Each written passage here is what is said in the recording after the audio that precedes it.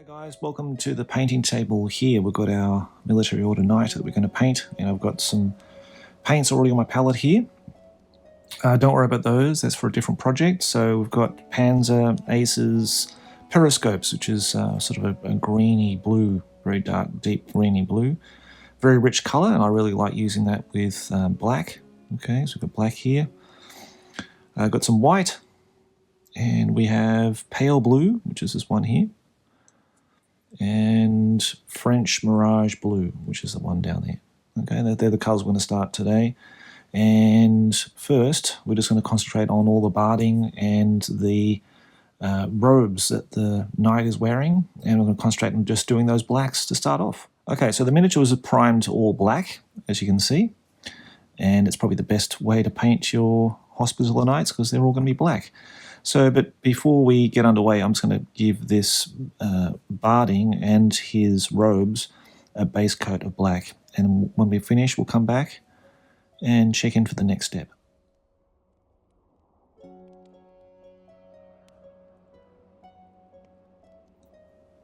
Okay, so we've given him a good coat. He's still wet, which is fine. I want to keep working with that wet paint.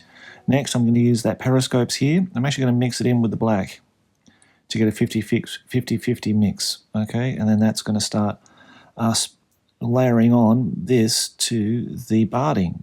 And basically I'm going to apply this paint not so accurately. We're just going to use this as kind of a mid-tone, really, to our black. So it's not definitely black, but it has that sort of tint of that bluey green there on the surface.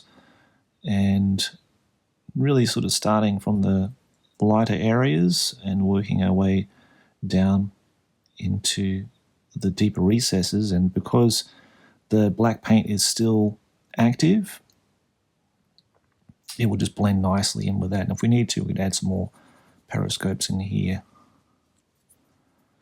and continue on the other side. So after I finish that, guys, we'll be back to go on to the next step.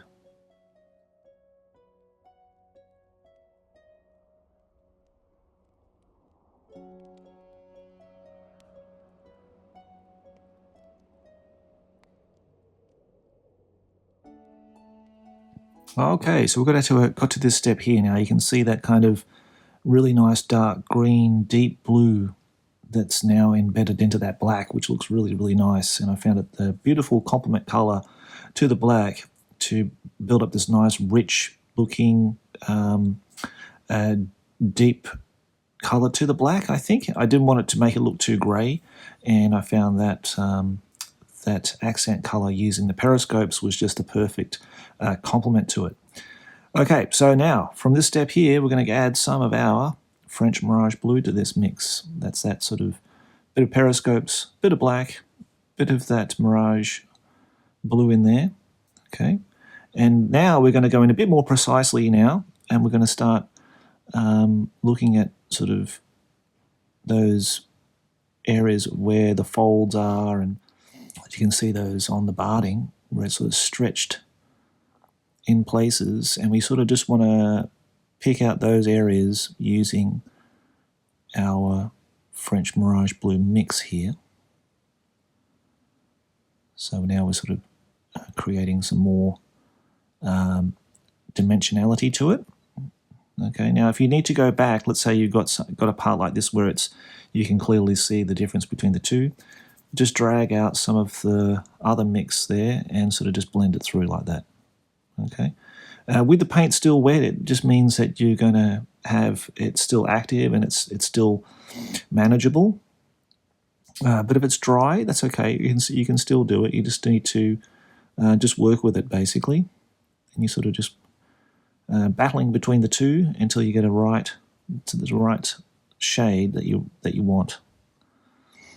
Okay, so again, it's kind of a subtle highlight here.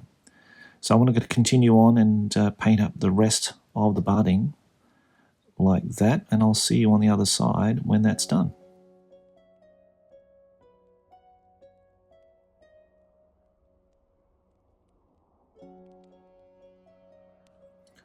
Okay, so our horse is looking a little bit more defined now. And basically what we're going to do now is just add some of that pale blue grey to that mix here.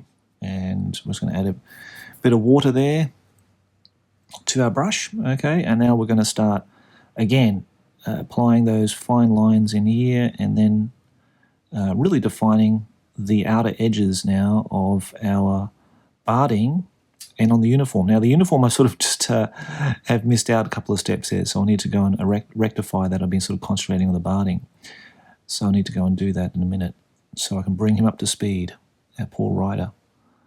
But basically, yeah, I'm just going to accentuate those folds now on the barding and on the guy's robes as well, just so that we have some really nice looking highlights here that we can build up slowly and take our time on. So I'm going to go ahead and do that, and I hope you're following along nicely. And I'll come back when I finish this step.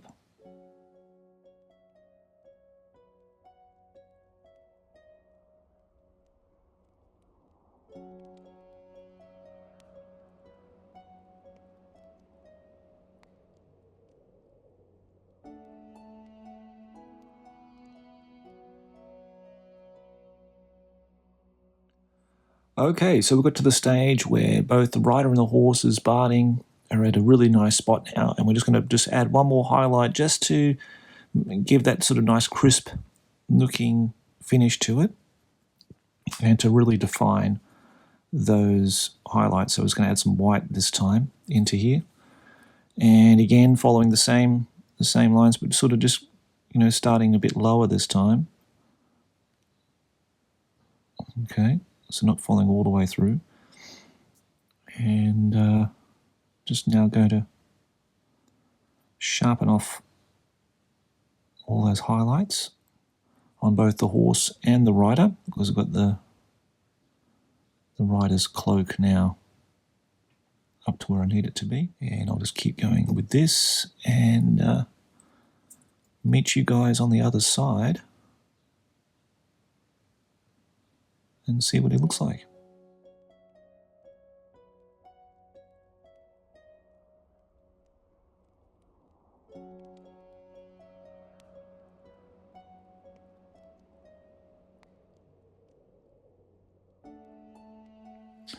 Okay, I'm pretty happy with that, how it looks now. So we can move on to the next step here. And that will be to paint the actual horse. Now we need to get some new colours for that. I'm thinking some browns maybe for the horse. We could paint it black, of course, as well, but I want to distinguish it a little bit differently from the barding. So we're going to paint that brown, probably most common colour for horses. And we can start looking at doing the reins and all of his leather and any other strappings on the knight itself. Okay, so now we're going to move on to the leathers and everything that's brown. So I've got a few colours here. I've got some TT Combat laser cut brown, but any dark brown is good. It's like a chocolate brown maybe from Vallejo Model Colour. And I don't really want to specify paint brands because I don't think it's really important. You can just find an equivalent colour and or make it yourself. Mix your own paints to get the equivalent kind of colour. But that's matte brown. That's a really nice colour, actually, matte brown. And I'm sure there's an equivalent from another paint range out there. There's Dead Flesh. That's basically like a yellow-green kind of ochre colour. And the sadly discontinued Nostalgia 88 ink, brown ink, which is my favourite range of inks. Put that bit on the palette and we'll get down to doing the leathers on this guy. We're just going to start off with some of that laser cut brown.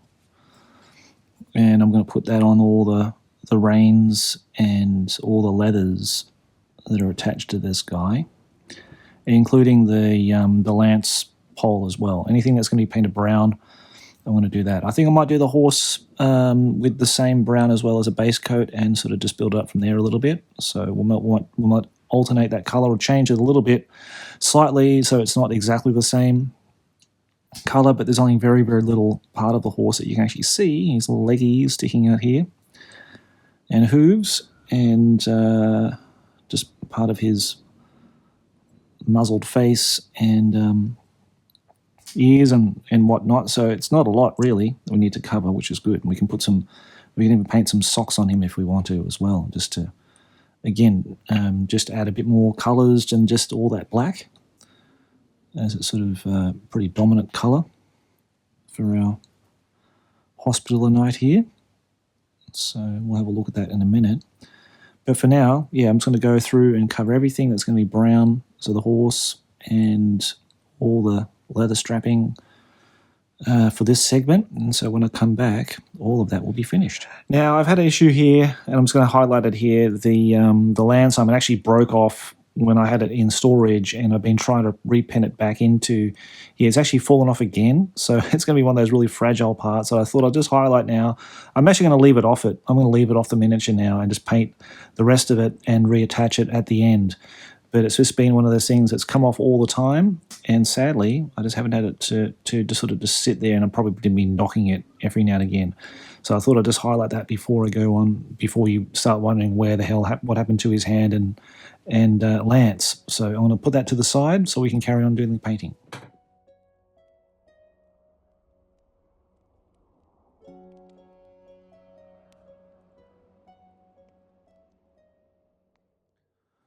Okay, with all those foundation of the dark brown applied now, we're going to go in with our matte brown and go straight over the top of that, creating a next layer and building it up. And I'm going to do that over the leathers, and I'm going to do that over the parts of the horse as well. So his little ears here and little legs sticking out here. And I usually just apply that, just keeping the shaded areas, the dark areas, with that laser cut brown, and keeping the brown, this nice matte brown, sort of at the edges here. So I'm going to follow that through all the way, keeping it sort of starting from the top and putting that nice layer of brown there, and keeping the rest nice and subdued and dark. So just working in small sections, small areas all the time, and creating a nice warm brown here on the strappings and on the horse too. So I'm going to do that now, guys, and I'll come back in a minute when we get to the next step. Okay, so that little nice subtle change there. It's nothing that dramatic, but we've got our matte brown on there. Now we're going to have some of this dead flesh. We're going to mix it into the matte brown to a sort of 50-50 mix there. Okay, I may have to introduce some other colors to the palette, which if I do that, I'll let you know. But for now, we're just going to create this color here, which is probably something you may already have in your paint collection. You have some, I think I've got one here called Driftwood Brown, I think, as well, which is kind of very similar, and I've got to use that instead of mixing it. So mixing is only necessary if you need to. Otherwise, if you've got a paint that's going to be equivalent sort of color, then just use that. But basically, I'm just going to run that color across the top using the flat end of my brush, and just going to just for the things like the reins here, it's kind of easy just to place that highlight right there. So I'll do it on the other side, and I'll do it on the back of these saddles and stuff here. So you're just creating a nice edge line highlight here. Okay, some on my horse, it's no good. And do it here again. So just using the flat of the brush, and that's what you really need, especially on something so thin. You want to create. You still want to have that brown color there, but you want a very nice sort of lined edge there, just to shape it up and give it some definition. Same with the scabbard here as well. I'm just going to draw a line just down the edge here of that scabbard. So we've got a nice sort of defining the shape there without losing the color. And that's kind of the principle here. We're going to do that. So I want to follow through and place my thin edge lined highlights there and here as well.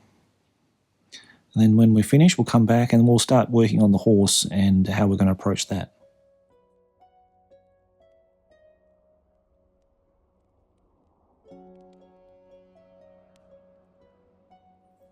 Okay, so we've got a nice distinctive line outlining all the parts of our leather straps. And now I'm just going to add more of that into it. Okay, so we've got that there. And just do a final kind of highlight here.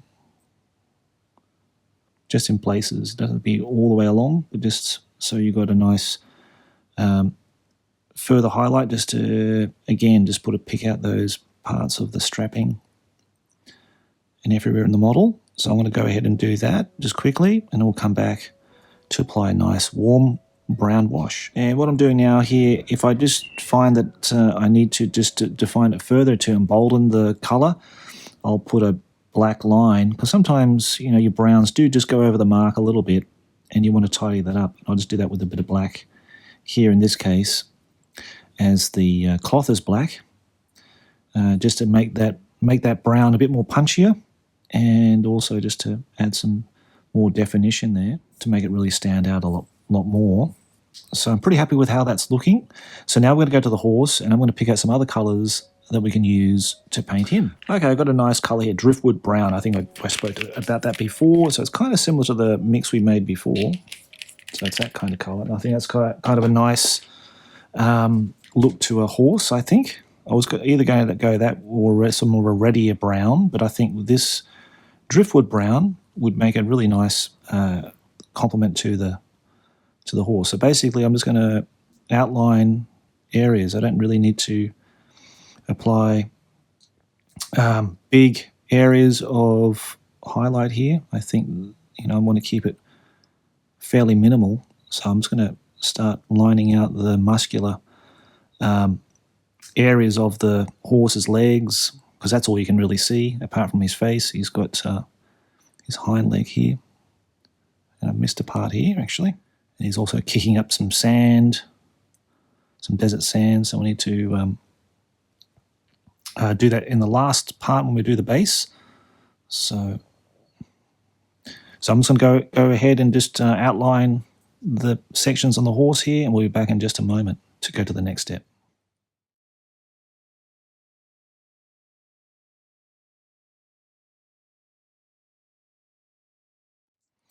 Okay, so we've got the step now where we've got the horse and he's kind of, you know, so defined there with the highlights we put on there, and it's, you know, nothing groundbreaking in terms of painting, but it's just nice and simple and subtle.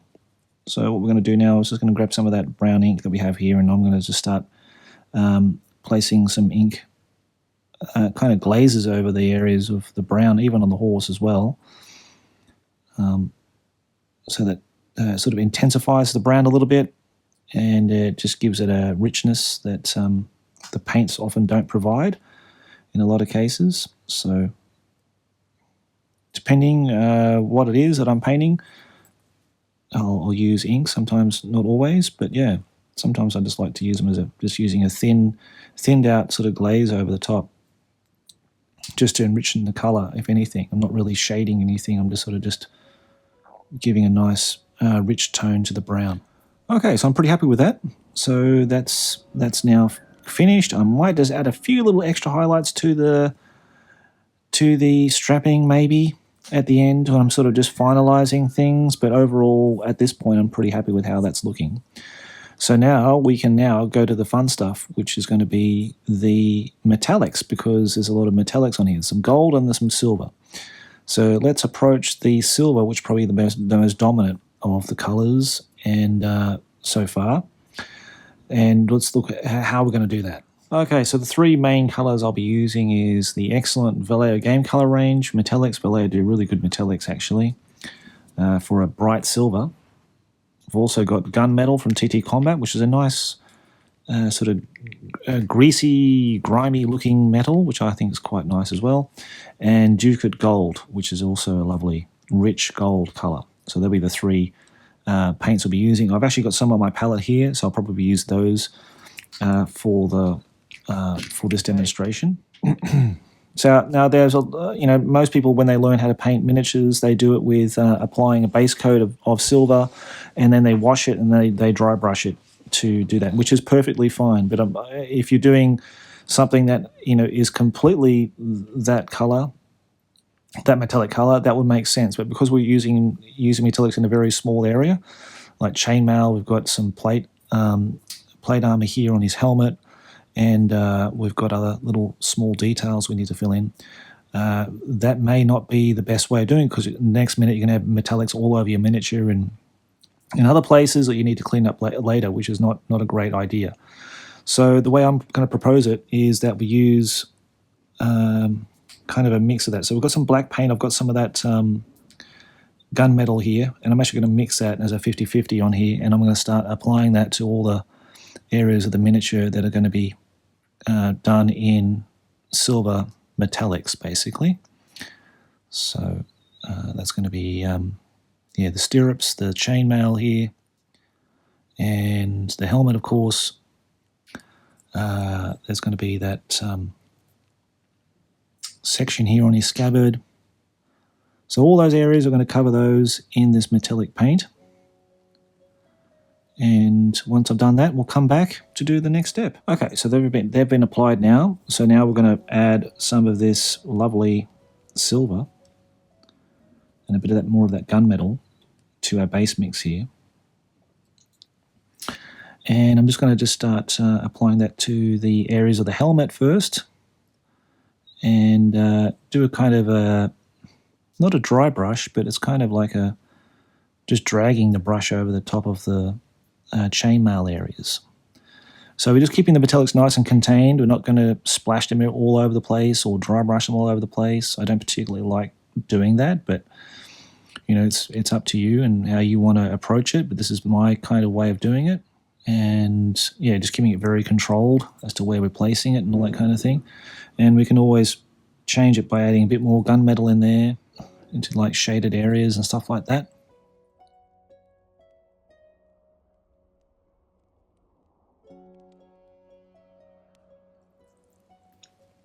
And we have some gold here, okay, I will just apply to his cross, nice and simple. And I think that's the only gold I'll have on the miniature.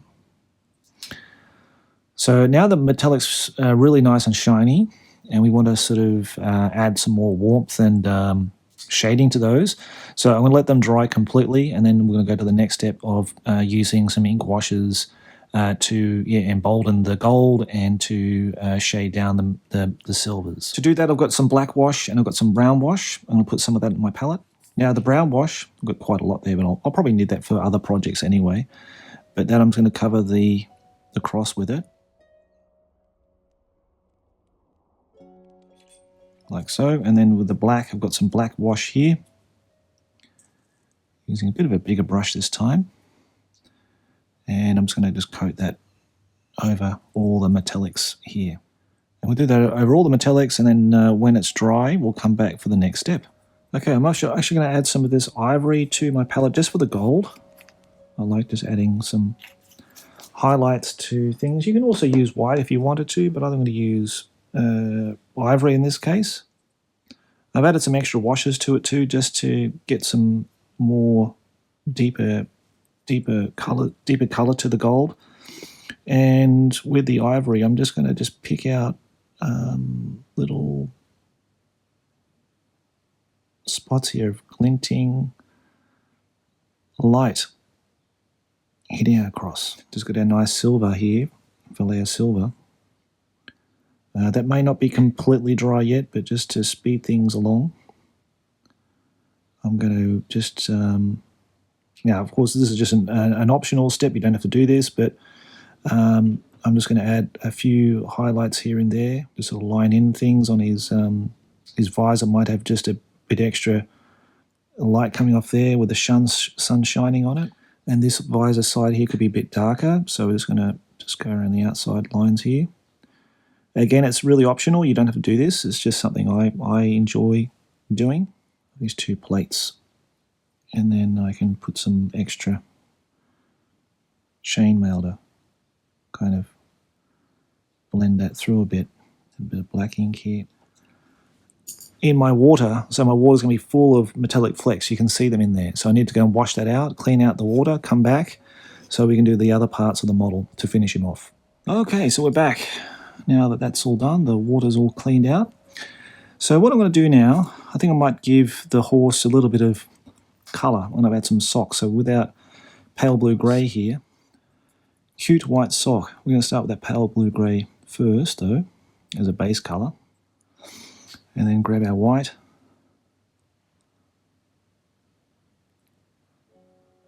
And go over the top.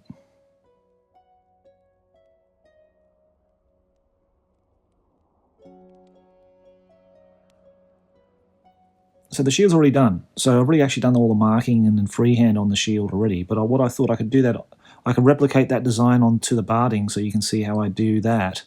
And if you want to have a go at doing that yourself. Now, luckily, Wargames Atlantic have released, well, they're going to release a nice water slide transfer sheet so you can place on those shields, which is really handy. And I might actually invest in a sheet of those because I think they'll be really nice to put those on your shields.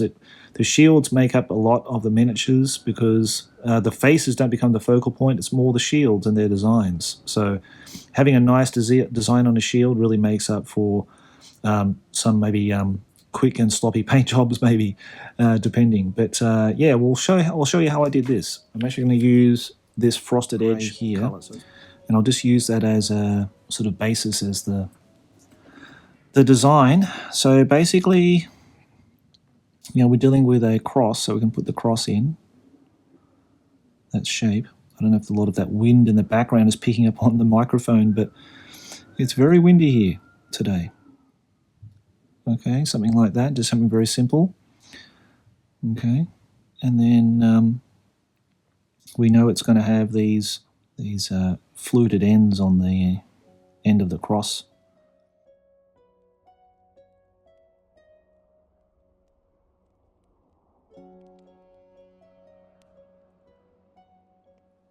Okay, sort of dried enough. So I've got a bit of a 50-50 mix of that periscopes and black here. So it's not completely black, and so that it won't stand out so much. So basically I'm going to draw some, or paint in some nice triangles here.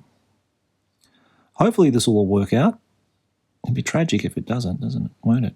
So we'll see.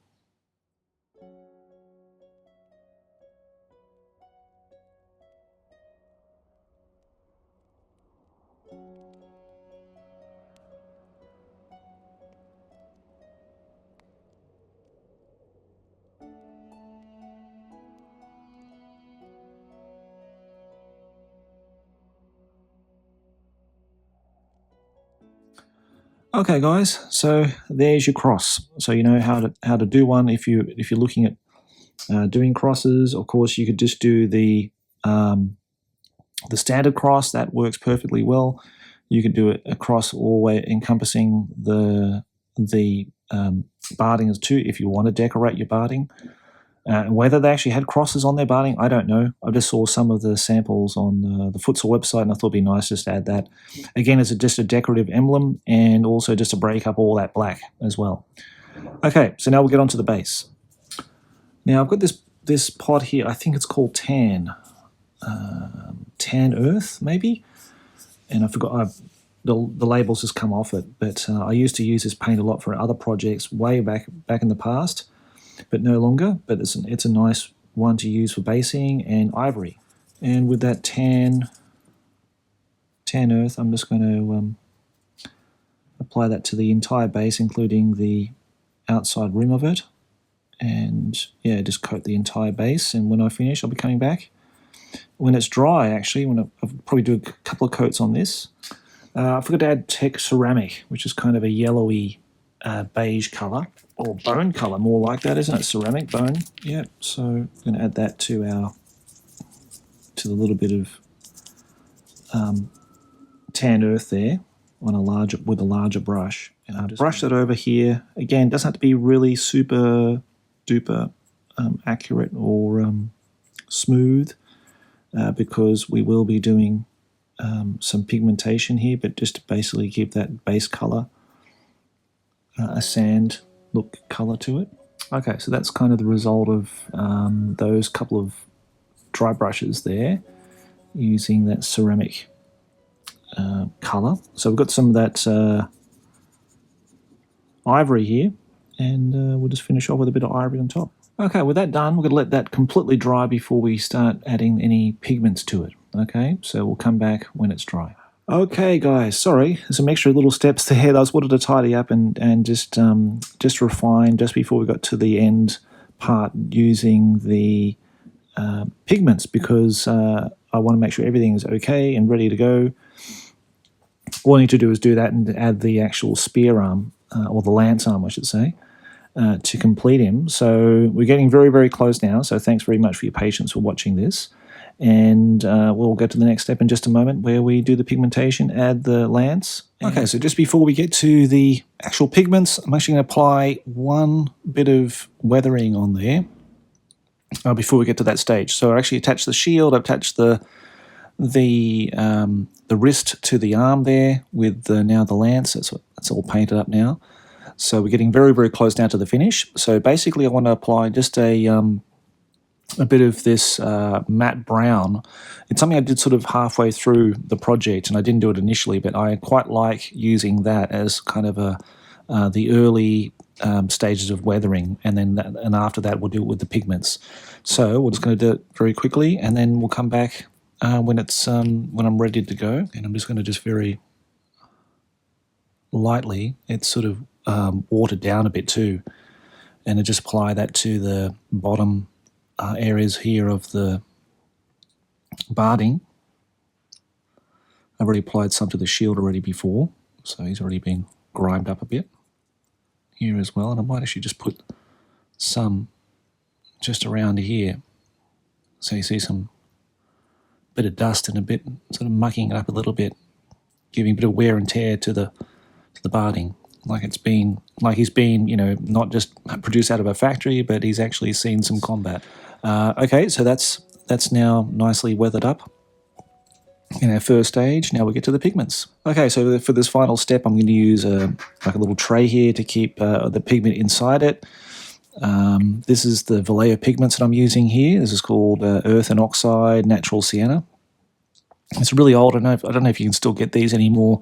I bought this many, many years ago. The benefit of that is that you got pigment there for years and years and years for miniatures.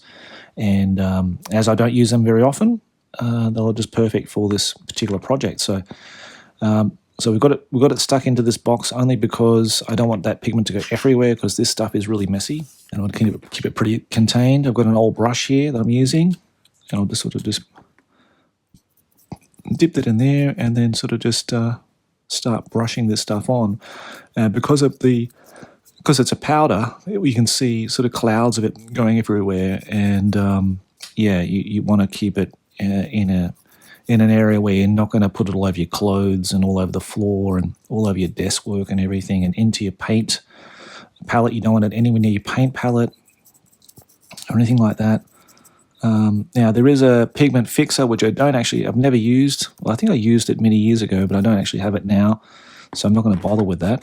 I will just when I varnish them, it will set them basically. We'll set this stuff into place. But yeah, if you've got a pigment fixer, it's always good to use. But as I said in JVC's paints video, I saw him using these weathering pigments or powders that you can find in local hobby stores, and I want to give them a go. I saw them the other day. I thought, yeah, I might grab a set of that and use those for future projects, probably for the Baron's War stuff, the other Baron's War stuff, not Ultramar, because that's pretty much finished now. Okay, and then just very lightly, I'm just going to put some here on the bottom of the skirting and everything. And this is where those Tamiya ones would come in really handy, because they do a beautiful job on that. These are just messy as. Now, if I have too much pigment and I've gone a bit too far or made a mistake, I can always use water on a brush and just sort of erase it away. So I'm going to just quickly blow this off, all the extra pigment. I'm just going to blow that off in a minute, guys. So I'll just do that off camera. And there we have them, guys. That's our knight that I can now put into the cabinet and say that I am pretty much almost complete with my Ultramar force. And with a few exceptions, I've got some pilgrims to paint, and maybe that'll be included in the next update. We'll have to see. as I do have some Test of Honor stuff I need to paint up as well for a game that we're going to play with myself and Nick for a future games day in Tokyo. And yeah, I've got some other things in the mail and things to order, pre-order. So I'll leave that till another video. But for now, guys, thank you so much for watching. I really appreciate the comments and support for the channel. And I hope you guys have a great week. And I hope this hobby sort of video on painting helped you with any queries or ideas and gave you some inspiration to paint your own models. Okay, until next time, guys, take care. See you then. Bye-bye.